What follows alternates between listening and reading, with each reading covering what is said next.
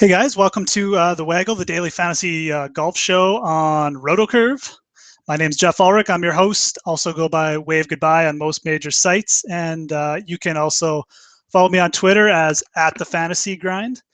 Hope you guys had a good week and are having a good week. Hope you guys had a good week last week at the RBC Heritage Open or Hilton Head. It was a pretty interesting week. Got to see Jim Furyk come through with his first victory in a while, and it was good to see him close it out over Kevin Kisner. They certainly put on pretty good show over the last final few holes of the golf tournament. Lots of birdies being made. It was a good event, and it was fun to watch someone who deserved to win so much, because Jim Furyk really has had a lot of close calls of late, and really just deserved to finally close one out. So that was good to see. For myself, I'm not going to lie, there was a few of my picks that didn't work out. You know, Russell Henley and Zach Johnson both missed the cut, and they were kind of my top two plays for last week. So from that perspective, maybe didn't get a great draw with the weather on day one, and they just couldn't recover. So maybe a little bit unlucky, but also, you know, fading Jim Furyk and Matt Kuchar, probably not a great call on my part. So going to have to remember that for Hilton Head going forward. Did have a couple good picks. Russell Knox actually was a really good value play. You know, only 7,300. Came back really strongly after a poor first round, and so did Brendan Todd. Again, really nice value play, 7,000 only. Almost ended up winning the tournament. Actually, I believe he finished fourth. So that was good. That was those two plays were good. Definitely gonna have to keep in mind though. You know, Matt Kuchar, Jim Furyk, they are must plays at Hilton Head. Going to have to cement that in my brain for next year. So let's talk about what's going on this week. As far as GPPs go, I should say, there's still lots of action on DraftKings. 200K weekly guarantees now, which is awesome for their $20 and $27 buy-ins. I believe it's a $27 buy-in this week. So, you know, for all intents and purposes, they're still growing the game, growing fantasy golf, which is great. They've also announced a $100 buy-in for the Players Championship, the 300K pressure putt guarantee, $300,000 guarantee pressure putt. It's got a really nice flat structure. I'm looking forward to that event a lot. I think it's a really good price point, really good buy-in, not too high, but it also still makes it the little bit of increase in price makes it a little bit smaller field. So a little bit easier to take home a top 10 than, say, you know, there's 13, 15,000 entrants, right? So I'm really looking forward to the Players in that event on DraftKings. Should also mention, you know, Victiv obviously still offering fantasy golf, and they have a really good product. 75K guarantee U.S. Open tournament that they've announced. Having qualifiers for it every week, I believe $100 buy-ins, $20 buy-ins of their main tournaments. Really nice product there. Really like their scoring system. Definitely check out Victiv. So yeah, let's talk a little bit about this week. So the Zurich Classic, you know, it's a little bit of a weaker event just because it falls between the Masters and the Players, and now the World Match Play Championships, which is next week. So a little bit of a soft spot in the schedule, really. A lot of top players generally skip this event, but there's still some definitely talent at the event this year. Dustin Johnson, Jason Day, Justin Rose, all going to be there. So, you know, three really good players. Definitely going to be some players that you don't know that well as well. But at the same time, I'm really looking forward to it because I like the kind of the weaker fields, because I can pick out guys who maybe other people don't know as well, and try and get an advantage that way. So the course, TPC Louisiana, it's just outside of New Orleans. So it's a Pete Dye design, par 72, about 7,300 yards. Really a lot of scoring holes, reachable par fives, some short par fours. Generally, winning scores of this event have been around -15 to -20. So you're going to need a lot of birdies to do well at this event. Generally, is what the trend is, and I don't think that's going to change at all this week. I think you're going to see a lot of birdies. You're going to need to target players who can go low, essentially, and who are going to be able to get you a low score. So, you know, Pete Dye design. So there's going to be there's a few quirky holes, a lot of sand. Definitely some water on this course as well. It's not going to come into play super lot on every hole, but definitely some holes where the water will play a factor. So that's always interesting as well. As far as what I'm targeting this week, I just mentioned, you know, we want players who can score low. So par 5 scoring is going to be super important this week. Really looking for guys who do well in the par 5s. Looking for guys who can, pot you a lot of birdies as well. So birdie average is definitely something that you can kind of get a sense of players who can go low.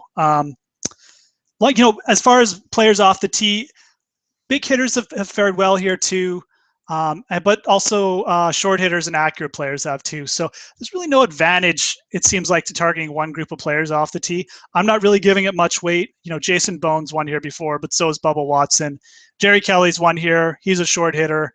Sung Yel No is a really good driver. He hits it pretty long. He won here last year. So no real advantage off the tee in my mind. I'm looking more for players who hit a lot of greens in regulation, and players who can give themselves a lot of scoring chances. So guys who can hit it close to the hole, get close in proximity, play good long irons for the par 5s and the long par 4s as well. So that's kind of who I'm targeting.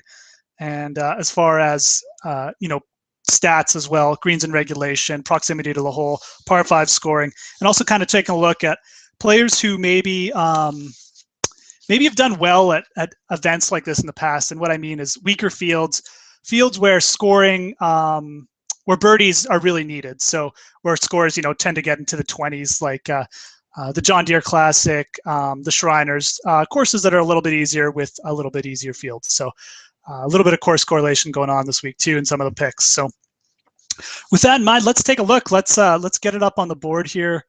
Let's get the salaries up, and I can give you my thoughts on who maybe you should be targeting. So yeah, so at the top of the field, obviously I already mentioned, Dustin Johnson's going to be here, Jason Day, Justin Rose. I think all three of those guys really, in a way, make for decent plays. I think Dustin Johnson really fits the course. He's got length. He can reach the par 5s, playing great. Really been one of the most consistently good players on tour the last month and a half. Had a really good Masters, his best finish ever. I guess you always wonder, how serious he's taking this event. Maybe he's just looking at it as a warm-up for the players. But I still think that, the only thing that's really turning me off about Dustin Johnson this week is basically his price, I think. At $13,000, it's not super flexible. You will have to target some players in the 6,000 range at the very least, I think, to go around with them. So that's one thing to keep in mind. Jason Day, again, missed the cut at didn't miss the cut, sorry, just didn't play that great at the Masters, really. But again, another top player. I could see him doing very well here. He scores well on the par 5s. Really no reason why he couldn't go out and shoot 20 under this week. It's going to be interesting to see how he reacts. He's a little bit expensive for my liking as well.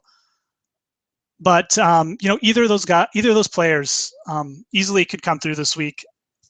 I wouldn't really dissuade anyone from playing them. I would just say that they are a little bit harder to make lineups around. So maybe not my favorite plays. You're probably going to need them to win the tournament as well to pay off their salary. So something to keep in mind if you want a little bit more balanced approach, which is what I usually try and aim for. Justin Rose, the last of the top three here. Rose actually has a pretty decent history of this event. He's played it more than once, played it a few times. So, with decent finishes, a lot of top 20s, a lot of top 10s. So coming off his second at the Masters, I feel like he's going to be very highly owned, probably for good reason. I could definitely see Justin Rose going well here, and I have no reason to think that he won't. So yeah, really, he makes a good cash game play. I think he definitely probably could be a good argument for fading him in tournaments, but someone who's just got a good consistent history, playing pretty well, should be high owned. Something to keep in mind. Definitely a good cash game play though. We get down a little bit further, and the player in this range that I'm really going to be targeting is Harris English. I think this event sets up well for him. He's won a couple times on tour already, and if you look at his wins, they're both at very similar events. So I think this sets up well for him. He's won at the OHL Classic, I believe it was, another low-scoring event, a weaker field. He's won at the the FedEx St. Jude, I believe. So these are the type of events he usually sort of can come in and dominate. He ranks fairly high in par 5 scoring as well, and he's played well on the year so far. He obviously didn't make the Masters, but I think and another reason why I like him is because he didn't make the Masters. I think he's going to have a little bit more motivation this week, to come in and maybe look for that win. He played well at the Arnold Palmer for the first 2 rounds anyways, and kind of fell apart a bit, but he's shown some real flashes of good play this week. I like Harris English. I like him a lot because of his price. He offers a lot more roster flexibility than the top 3 players, and I think he gives you just as much upside. So I'm going to be targeting him quite a bit. Going down, Ricky Fowler came in here last year as the overall favorite and actually ended up missing the cut by like 5 strokes. I don't think he'll do that again, but at the same time, I don't trust him a super lot right now. I don't think he gets enough top finishes for his salary. I could see him as a GPP player too, but I'm not going to go too nuts on him this week. Keegan Bradley, this exact same type of idea. He will pop up with a big finish now and then, but he just doesn't quite come through enough for me to roster him at that price. He finished 8th here last year, has missed the cut in 2 other attempts, so he's a GPP play that I might use once or twice. Billy Horschel, the other player, over 10,000. Former winner, but really just has not been playing well enough for me to roster him at that price. I just think that's too much for Billy Horschel right now, even on this course that he's won at. So if you go under 10,000, the first player that pops up is a player that I really like for this event, Steve Stricker. Really nice history at this event.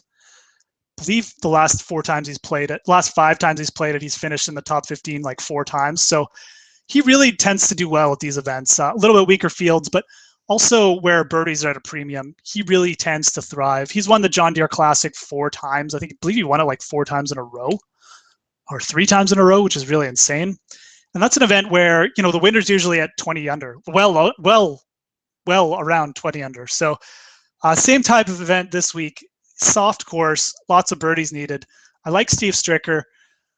I think he picks and chooses his events now. I know he's just coming off a back injury, but he made the cut at Augusta, which makes me trust him a little bit more. I think he's kind of going to want to play himself back into shape.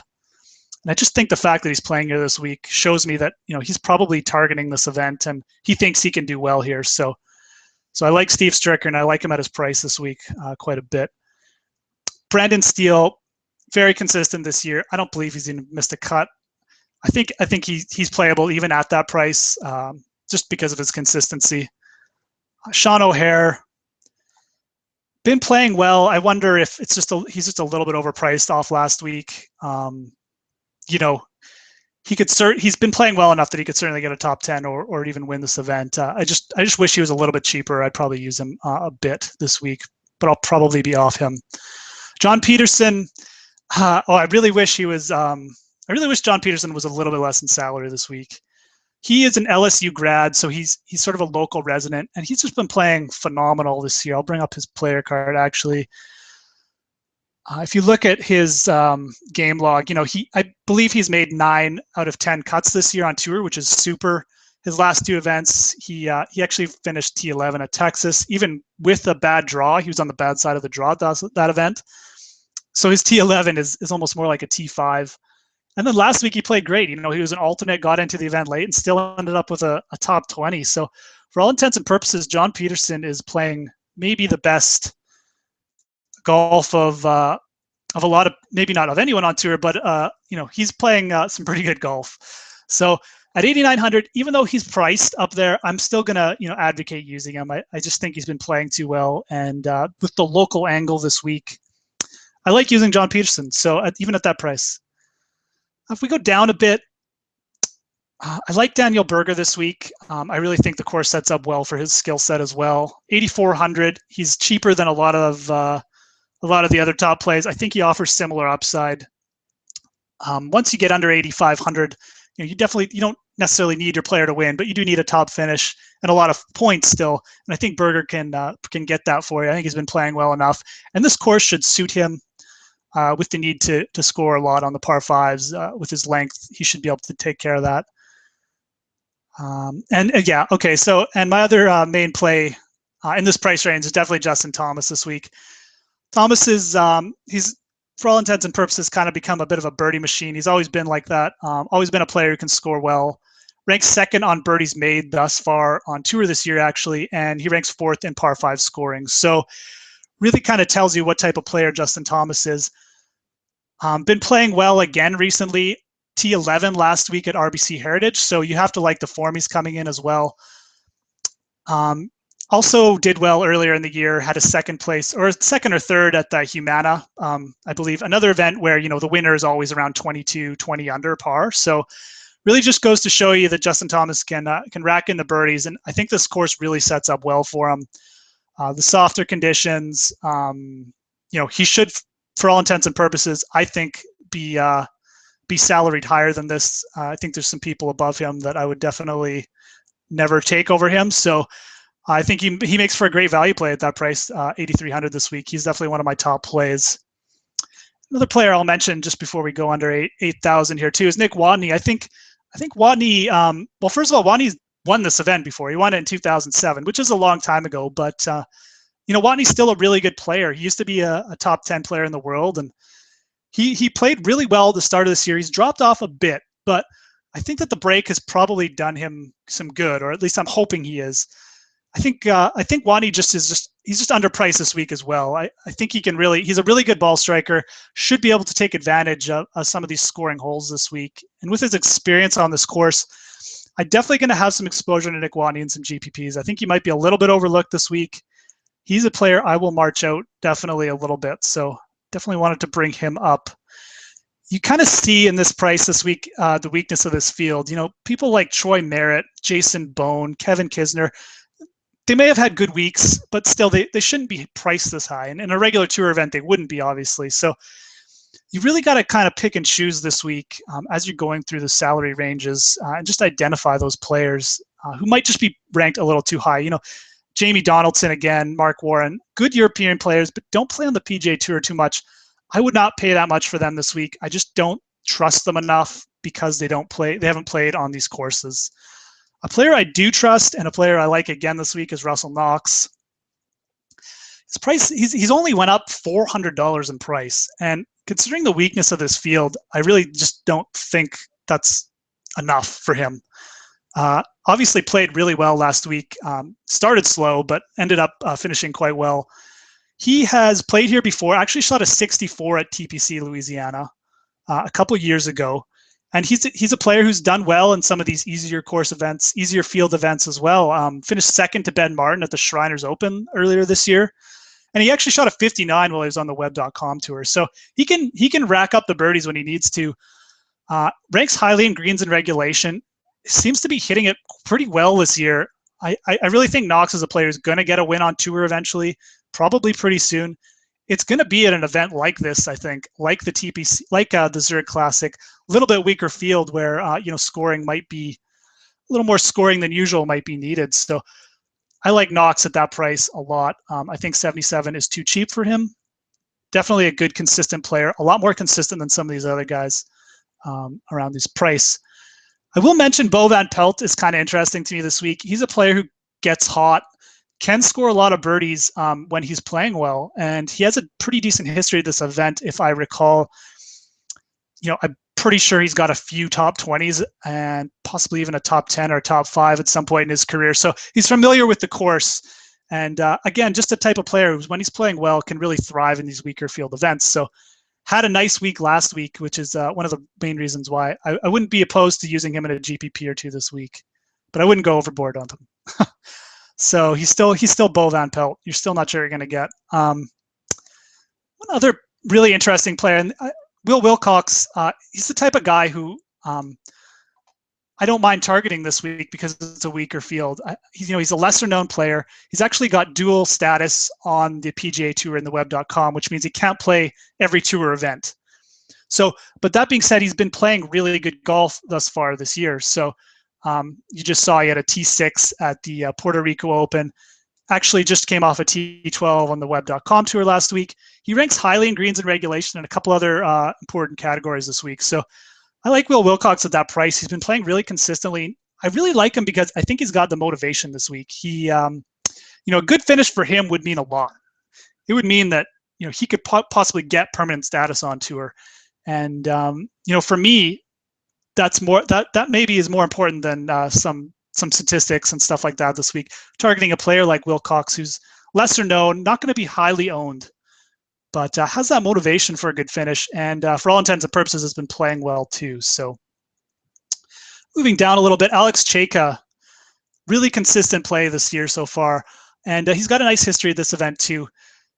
I believe he's got multiple top 20s. I believe he even has a top 10, all within the past 7 or 8 years too. So, and Chayka's the type of player who, he's a little bit older. He's a veteran on tour, but he really tends to thrive in these sort of weaker field events again, where the scoring is at a premium and there's just not that many top players.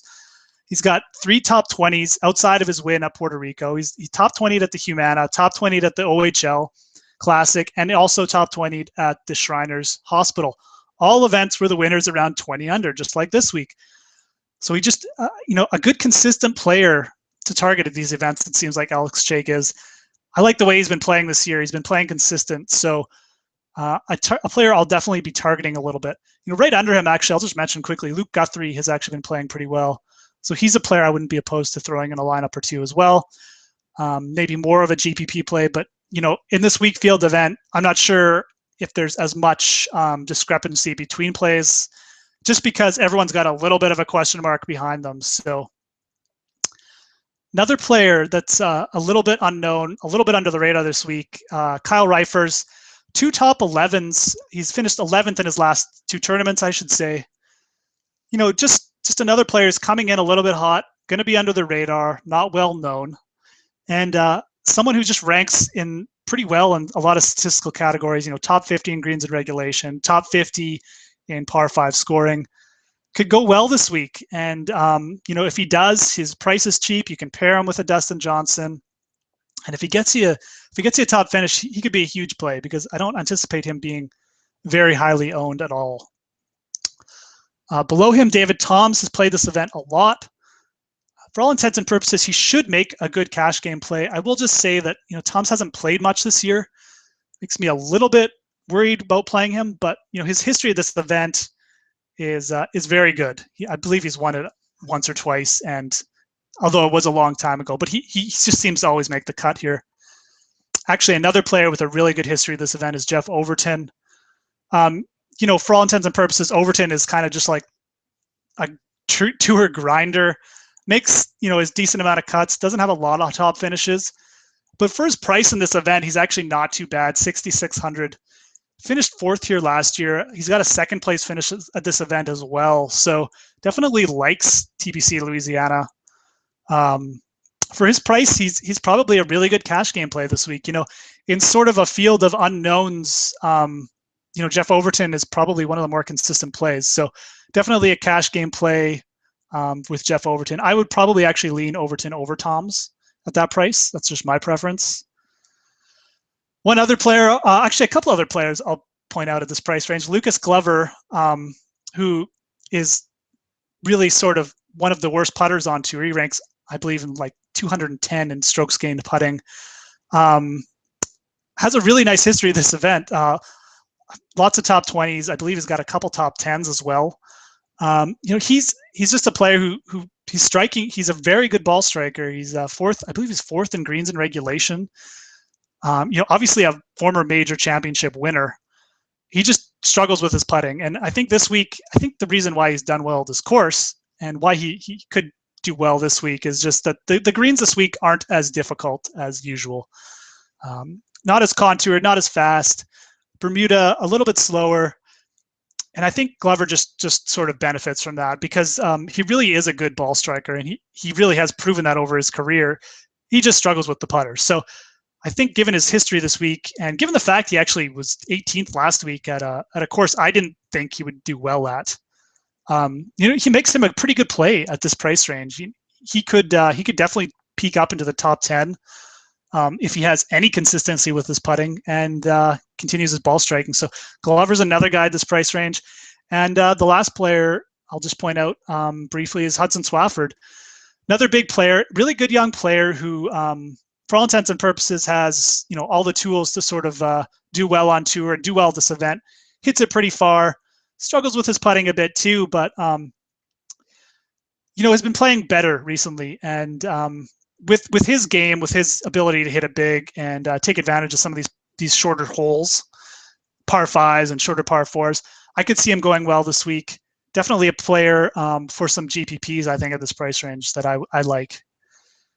John Hugh, obviously not too happy with John Hugh from last week, but he has been playing pretty well. I wouldn't be shocked if he bounced back this week. I might throw him in a lineup or two. Not sure if I'm over John Hugh from kind of screwing me over last week, but I'll get over it. It's okay, John Hugh. Alex Prue, another player who hits it pretty big. And, once you get in this price, you can kind of see that the options go down considerably. But Alex Prue ranks pretty well in some statistical categories this week that I'm interested in. I could see him going well. I could see him kind of being a sneaky top 10 this week.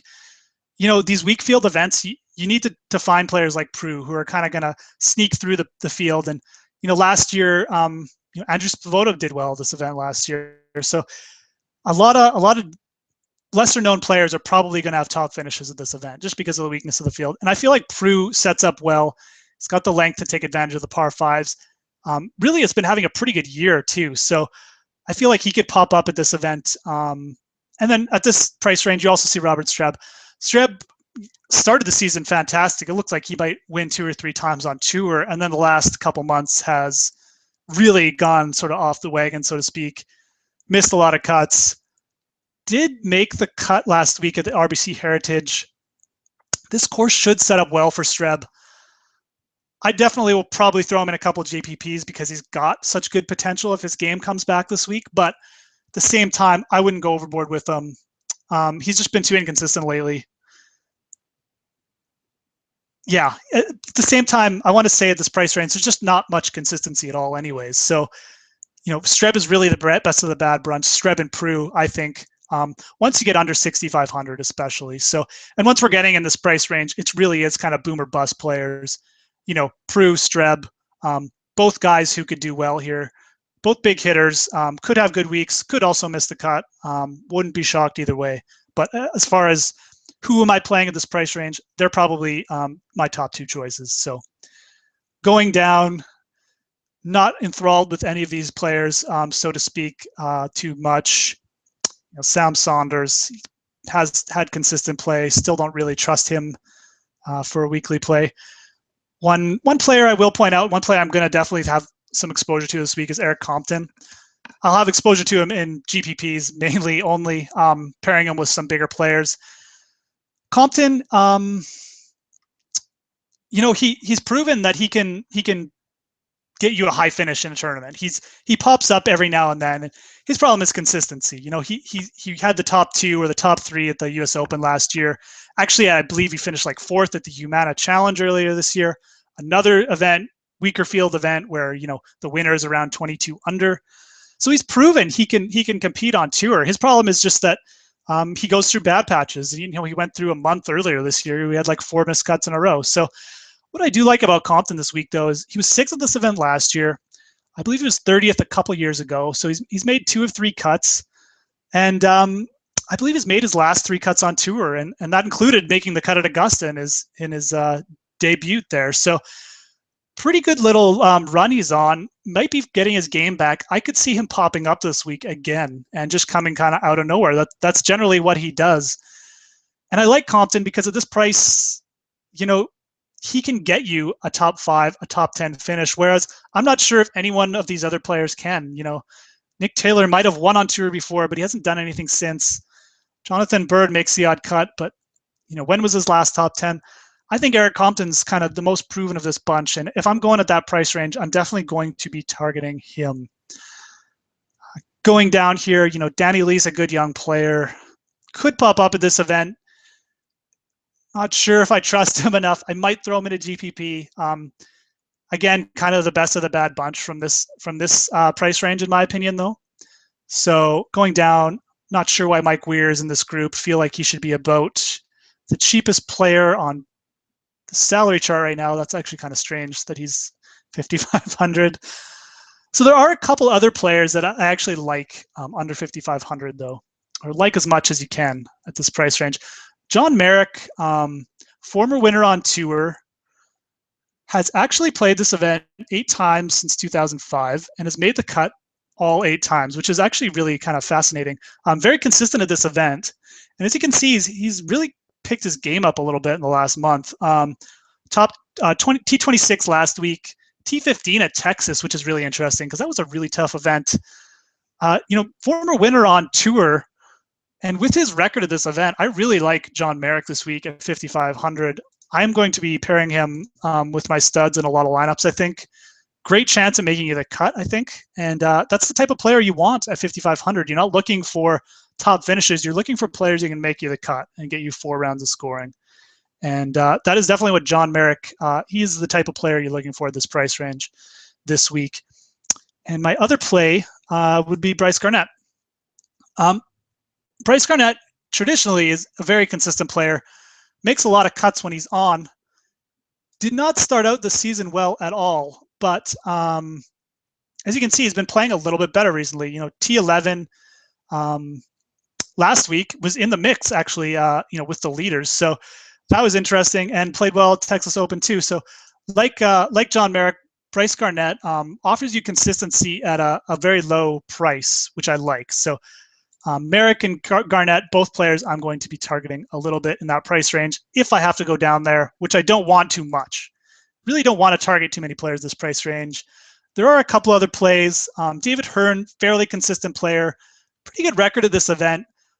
I could throw him as sort of a punt with a Stars and Scrub lineup, and Tommy Gainey as well. Really good record at this event.